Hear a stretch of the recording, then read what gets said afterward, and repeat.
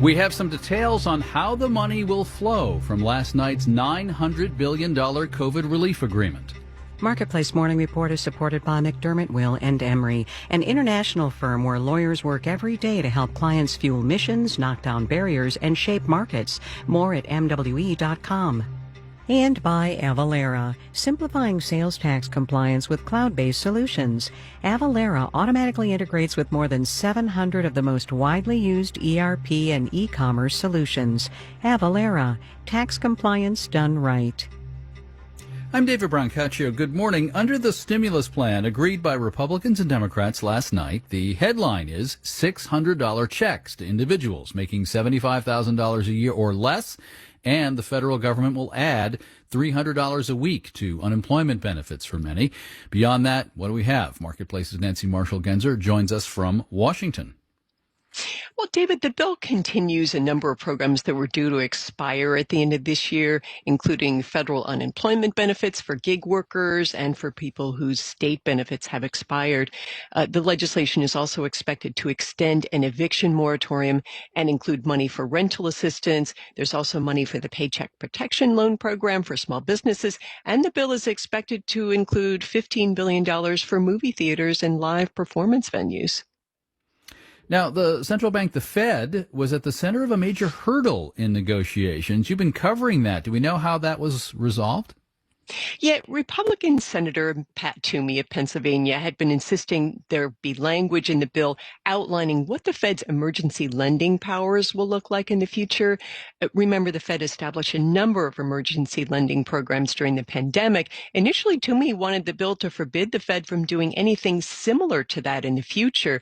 So now the bill just says the Fed can't recreate those exact same programs, and they expire at the end of this year. Is the Fed saying anything now? There's no public statement from the Fed, but former Fed Chair Ben Bernanke issued a statement saying it was, quote, vital that the Fed's ability to respond to a crisis, quote, not be circumscribed. Nancy, thank you. By far the biggest line item in the COVID relief plan is $325 billion to businesses to help keep their people on the payroll. Grants if rules are met, loans if rules are not met. Let's get an early take on this from Karen Petru, co-founder and managing partner at Federal Financial Analytics. The greatest amount of damage and the biggest amount of potentially irreversible damage to employment is in the small business sector. So getting these PPP loans back out to small businesses, including very small and minority businesses, is critical to returning the economy to a sustained and more secure base of low and moderate income employment. Karen, is it your hope that they refine this program from the first time around? I mean, a lot of the money went to bigger businesses and there was fraud in the system.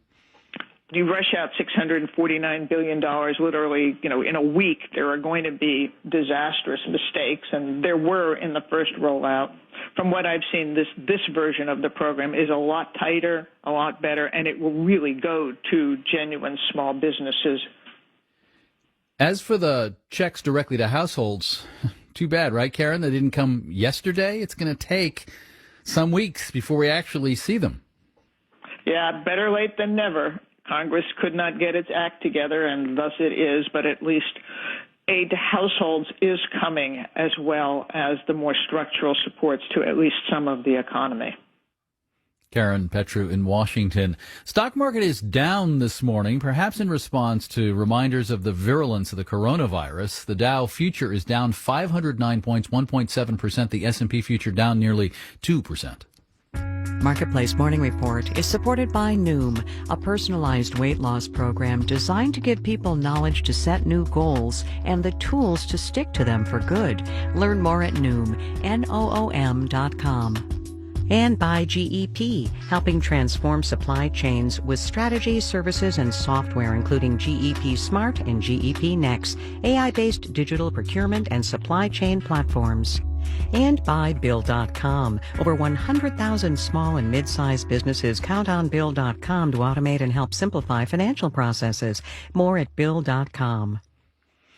A second COVID vaccine now has FDA approval, the one from the company Moderna. That one still has to be shipped and stored cold, but not super dry ice cold, as does the first vaccine from Pfizer and BioNTech, which needs 76 degrees below zero at a minimum, but colder than that is better still. That means packing in a lot of frozen carbon dioxide, dry ice. Marketplace's Scott Tong is here. The market for dry ice is not national. Supply and prices vary by region. And industry consultant Sam Rushing at Advanced Cryogenics is hearing about scarcity now in New England. Business, they say they receive product and it's gone in a matter of hours instead of taking a day or two. Dry ice comes from carbon dioxide, normally something we don't want because it warms the planet. But in this case, bring on the CO2. It's a byproduct of making ethanol, which goes into gasoline. Since we're driving less, there's less raw material for dry ice. There is a potential for price increases.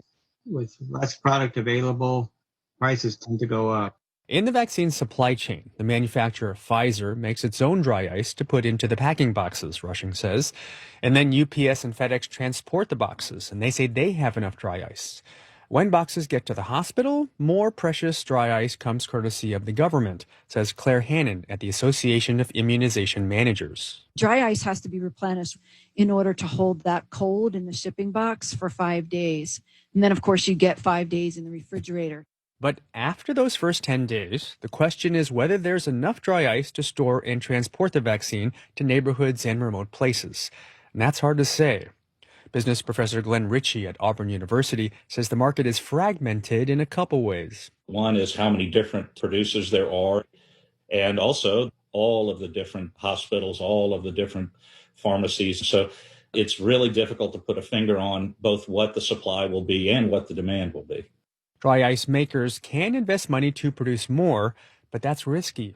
What happens after this demand for dry ice goes down? Have you invested significantly in a lot of overhead cost and new equipment?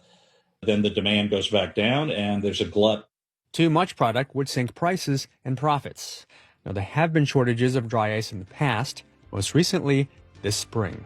I'm Scott Tong for Marketplace. Which recalls the old theater expression, there wasn't a dry ice in the house. David Brancaccio, Marketplace Morning Report. From 8 p.m., American Public Media. Support for WNYC comes from Apple TV Plus, presenting the Apple original film Greyhound. Tom Hanks stars as a Navy veteran who captains his first mission across the Atlantic during World War II. More at fyc.appletvplus.com. Pornhub, one of the most profitable porn sites in the world, recently removed the majority of its videos after revelations that some included child abuse and rape. But this kind of content is still out there. What victims need and what the future of pornography could look like. Plus, long periods of isolation might be changing our approach to social interactions. We'll take a look at how. I'm Tanzina Vega, and that's next time on The Takeaway, weekday afternoons at 3 on 93.9 FM. This is WNYC, FM, HD, and AM New York.